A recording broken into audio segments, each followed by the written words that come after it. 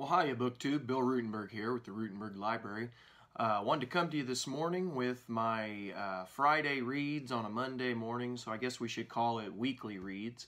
Wanted to tell you about reading life, just what's going on in life, and then I got a couple of books that I've picked up over the last week and a half. And so recently, this last week and a half, those that follow the channel know I'm a baseball coach, and our baseball team here, we have wrapped up the end of the season and we're heading into district play now. And so now it's you win and your season continues, you lose and your season's done. So it's basically playoff time, and so it's pretty exciting. The playoffs were actually supposed to start last Saturday, and we got nailed by some pretty bad thunderstorms here in southwest Iowa, throughout central Iowa. And if you drive through the area now, you'll see the corn is not standing straight up, it is leaning. We got some pretty strong winds. Matter of fact, the winds were strong enough. We had the turtle on the baseball field, basically the thing that acts when we're doing batting practice, it keeps balls from flying everywhere if you hit a foul ball. And anyway, the wind caught that thing, and it was sitting over home plate and blew it clear back to the to the fence by the grandstand. And that would take a pretty strong wind because that thing is pretty heavy. But anyway, we got about halfway to our game on Saturday afternoon, got about halfway there, and got a call that the game had got canceled. The place where we were supposed to play was getting dumped on with rain, and we kind of knew it was coming. We wished that they would have just called it in the morning because everybody knew the thunderstorms were getting ready to roll in. So anyway, we're going to play those games this afternoon, and then if we win, we'll play tomorrow. If we lose, we're done. So it's, exciting time here. And I don't know if everybody realizes, here in Iowa, we play our high school baseball during the summer. We don't play it in the spring like most states around the United States do. We play ours in summer ball, and so that's why we're still playing. But anyway, that's been my life. We've done a lot with baseball, and I haven't done any throwing all season to the kids. I usually pitch to the kids, and I've got some shoulder issues, and this last week has been kind of fun because I've been able to get into the batting cages and throw live to the kids. For whatever reason, my shoulders, I'm not going to say it's feeling great, but it's feeling good enough to throw, and so I've been able to throw to them, and that's been a lot of fun. Just to be able to, help them a little bit more as the end of the season's winding down. So anyway, that's been my life. We've had baseball going. My youngest daughter went through swimming lessons last week. That was fun to watch her do that. And yeah. So what books have I been reading? Okay, so this last week and a half, since the last weekly reads, I was able to have purchased, right before that, I purchased the last 4 books of the John Grisham's Theodore Boone series. Now, these are meant for middle grade readers, but when you read them, they, in my opinion, are just as good as the adult books that he writes. I think they're just as good. The story, obviously, is, turned down a little bit for middle grade readers, but I think it's a good storyline. And so I read all 4 of these books in the last week and a half or so. So I read The Activist, which is about Theodore Boone, the main character. He gets involved. There's a lot of activism, and he gets involved in one of the movements, and so that was kind of fun. It was basically to try to keep a road from being built around his town because it was going to get into the local farmers' farms, and they were dealing with the issue of eminent domain, and so that was kind of neat. Each one of these books usually deal with some legal issue, kind of teaching young readers about the law, so that was kind of neat. The next one I read was The Fugitive, and there was a main character in one of the earlier books that he helped to put behind bars that had escaped and had been living as a fugitive, and he was on Theodore Boone's on a field trip, and he ends up seeing Pete Duffy, which is the criminal, and he ends up seeing him in Washington, D.C. on his field trip, and he ends up reporting it, and he gets involved with the FBI and helps bring him to justice. So that was kind of neat. And then the next one is The Scandal. And The Scandal was pretty unique because a few years back in the news, there were certain schools that were busted for cheating on the big end of the year tests that are, they're pretty big news for schools. You get all you're tested by how you do, like we do Iowa assessments, and that's our big end of the year tests. And some of the schools around the nation, there was one or two that had cheated, and so this whole book deals with The Scandal, which is one of the schools in his school district. They find out that the teachers were redoing test scores to help their students, and so then it gets into a lot of these books also deal with what's currently going on in the United States. He ties it into the books, and then he gets into the issue of in education, the equality of are things equal, for areas with lots of immigrants or areas with kids who don't speak English, or it's their second language. Are they getting the same type of education as upper class kids? Kids who are fluent and have money and all that kind of stuff.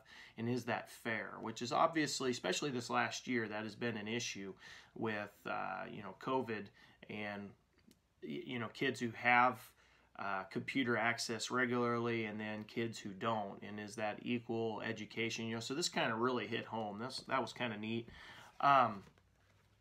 Also, this last one, and this is the one I went and bought, was called The Accomplice, and this is about Theodore Boone. One of his buddies is he has a bad home life. And so sometimes he ends up with the wrong crowd, and the buddy is hanging with his brother, and they end up with another kid who robs a convenience store, and he's busted. Even though he didn't have any clue that this kid was going to do it, he just went into the store and did it. He gets busted as an accomplice, and again, we get into that rich versus poor, because the buddy who actually committed the crime gets out on bond or bail or whatever. He gets out of jail, but the buddy and his brother, Woody is the buddy, Woody and his brother end up having to sit in jail because they're poor and they don't have money to get out on bond, even though they didn't do anything. So gets into that aspect of the law. So those 4 books, they were really fast. You can read each one in an afternoon pretty easy. I read them over the course of 2 afternoons, because I would do it like right after lunch and before baseball, and so I only had a couple hours to work with. But they're good stories nonetheless. I love John Grisham, and so it just kind of went with my love of Grisham. Also, this completes my Grisham collection to this point. Now, I know he's coming out with a new one in October, but until October, I have the complete John Grisham book set. So that's kind of cool news. So what else have I been reading? So that was more last week. This week, what I've been reading over the last probably 4 or 5 days, Peg over at the History Shelf, and I are reading Thaddeus Stevens' Civil War Revolutionary Fighter for Racial Justice by Bruce Levine. And we're doing a buddy read on this. And this is, I really like this book. It's fabulous, and it's talking about, so far, I'm up to, they just did the election of 1856, and Thaddeus Stevens has flipped political parties because the downfall of the Whig Party, and he eventually gets into the Republican Party. But the whole time he's fighting for abolition. He wants to free the slaves, and this is just telling the story of that, and it's really good. Bruce Levine writes a very good history that the average reader can understand. This is not a difficult history by any means, but it's in depth enough that you can tell there's been some research done, and I'm thoroughly enjoying this. Like I said, I am up to page 94 or through 94. I'll be starting chapter 5 on this. Peg and I are going to try to get this done this month, and I think that'll be pretty easy. It's a pretty fast read. And then we're going to do a buddy chat on Zoom, and we'll share that with you guys either at the end of the month or the beginning of August, sometime around there. But anyway, loving this book, all about the beginnings right before the Civil War, and then of course it's going to get into the Civil War time period as Thaddeus Stevens and the Radical Republicans and many others are trying to end slavery. So that's good. Highly recommend that book, by the way. And then the other book that I've been working on after I got done with Theodore Boone, I picked this up, and I'm 250 pages into this door stopper. So right about there is where I'm at. This is let's see, how many pages was it? 985 pages. This is a big, big book, folks, but very, very well worth my time. Fall of Giants by Ken Follett. If you have not read Ken Follett, you need to read Ken Follett. This is the volume 1, the book 1 of the Century Trilogy.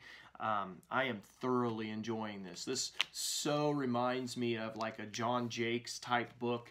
It reminds me of a soap opera, all the stuff that's going on. It's got a pretty good sized cast of characters, and I'm just super excited to be reading this. It is based in the pre-World War I, heading into World War I time period. So far the chapters have been like January 1914, February 1914, so on and so forth.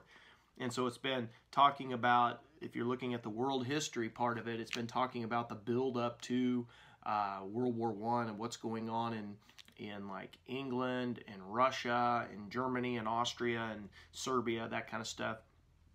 And then it's got several families that it's following, and these families, you've got some rich, you've got some poor. It deals with the social issues, coal miners and the coal miner strikes, and so it's dealing with that aspect. It's dealing with like in Russia, they're about ready to have a revolution, obviously, so it's setting up what caused some of that.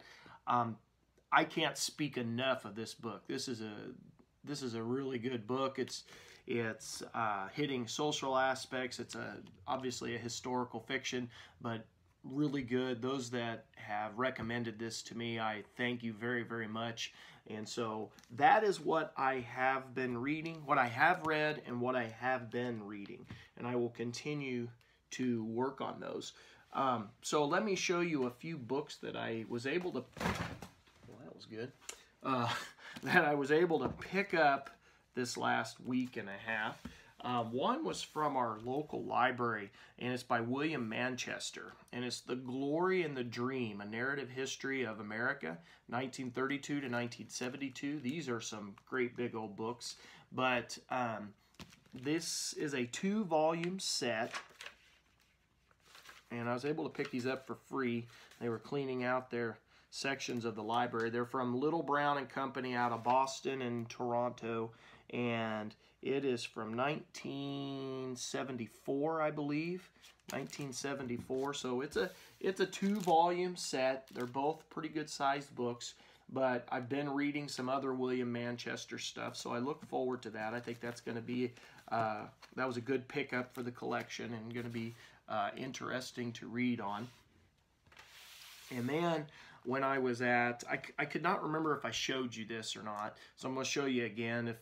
If I already showed you, I apologize, but I was at Books Revisited several days back, and I looked over and I saw Ken Follett's Book 2, The Century Trilogy, Winter of the World, and so this will go along with Fall of Giants that I'm reading. So here's Book 2, and I got both of these books for $2. I mean, they are hardback. They are in perfect condition. They still have the new smell to them. I would bet maybe one person has read them and that's it. I was super excited to find these because they are in wonderful, wonderful condition. I remember seeing these at like Walmart and Target and thinking, man, I think I want to pick that up, buy it, try it, and I never did. And now I found them for dirt cheap, and they smell wonderfully new, and so I'm excited to have these. And this book, and then I don't know if I showed you before, but here's the end pages. They are really cool. Got maps of you know, World War I. This one's in the World War II time period, but pretty cool end pages. This book is from Dutton, and it is out of New York, and it was published in 2012. And my hope is that I will run across volume 3 and have it in the same condition as these two, because these are, like I said, brand new. You can still smell the glue and the new, you know, with the binding and everything. All that new smell is still in there. It smells wonderful. And then we took my 4-year-old to the public library, and at the public library they got a Friends of the Library cart that they sell books on all the time, and they kind of switch those out every week or two. And I found a couple more books. I found Jeff Shahara's let's see, The Steel Wave. So these are historical fiction about World War II. Got The Historical Wave. This one is basically based, I believe, in Europe. This is from Ballantine Books out of New York, and it was a 2008 book. And then I found Volume 3, which is based in the Pacific, and it is The Final Storm, a novel of the war in the Pacific. And I had already had Volume 1, which was, I believe, based in Africa. I have it down there on the shelf. But this completes my trilogy on World War II. Ballantine Books out of New York, and it's a 2011. And my hope is that I will find, there were some on the Revolutionary, excuse me just a second. There was some on the Revolutionary War, Rise to Rebellion, that I had picked up a while back. I'm hoping I'll find the other two that go with that, because I believe it's a trilogy also. And then here is No Less Than Victory. This was one that I picked up a while back, and it is part of that World War II trilogy. Ballantine Books, and this is a 2009. So anyway, okay, so this one looks like it's also the war in Europe. So anyway, that completes my trilogy of World War II, Jeff Shahara books. And like I said, I hope to find the stuff on the Revolution. So that has been the reading life for the last week and a half, BookTube. I hope everybody's having a great day. I hope you're getting plenty of reading in. Anyway, so I hope your weather's been good. The last 2 days here have been absolutely wonderful. It's been like 72, 73 degrees. It's been awesome. We sat out on the porch yesterday for about 2 hours blowing bubbles with my 4-year-old. It was a lot of fun, a lot of family fun. And so we've been enjoying the weather when it's not storming anyway. It's been nice to have a little break in the heat.